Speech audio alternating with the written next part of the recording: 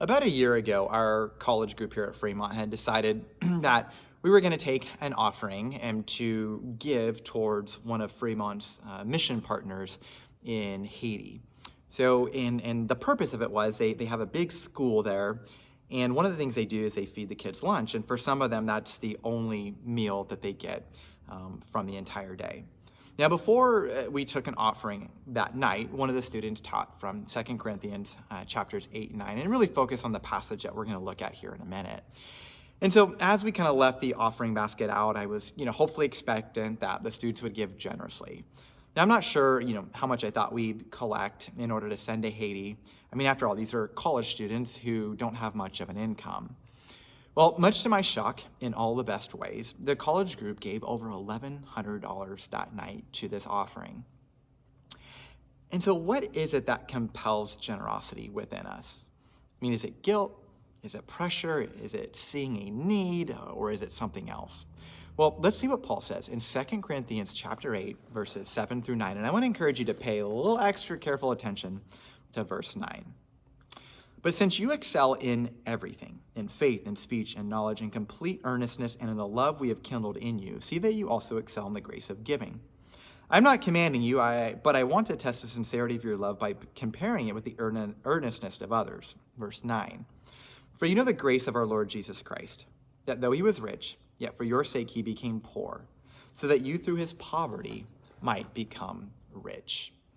So Paul is getting ready to take an offering for some of the poor Christians in Jerusalem. And much of chapters 8 and 9 is him giving instructions on this. Now, there are many ways he could have compelled them to give. Like, he could have used his authority to basically, compel them to give. He could have forced them to give. He could have merely told them, hey, there's this really big need in Jerusalem. So he could have said, hey, it's actually your duty, and kind of twisted their arm a bit. Well, instead, Paul goes right to the heart of the gospel. He says, you know the grace of our Lord Jesus Christ, that though he was rich, yet for your sake he became poor, so that you through his poverty might become rich. So our generosity is to be an overflow of Jesus' generosity towards us with his life.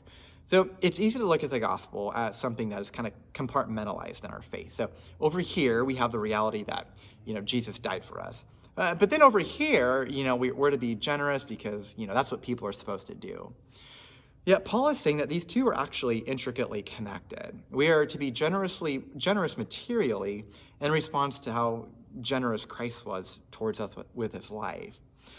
Now in verse 7, Paul tells us that he tells the Corinthians they are to excel in everything, in faith, in speech, in knowledge, and that they are also to excel in giving. Now, I don't know about you, but I don't always look at my giving as part of my discipleship in the same way I do my faith or my speech or my knowledge. Yet Paul reminds us that giving is an essential part of our discipleship. Every single resource we have is a gift from God, and it's by grace. And therefore, every gift of grace is meant to be used to advance his kingdom. So I just leave you with these couple questions to ponder. Where may God be leading you to be generous? Not out of guilt, but in response to Jesus' lavish generosity towards you.